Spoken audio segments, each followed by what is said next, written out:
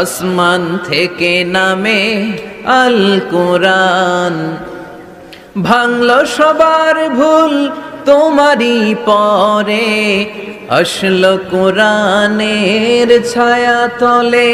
খালিদ ওমর আলী আবু বকর ইসলামী ঝান্ডা নিল যে তুলে।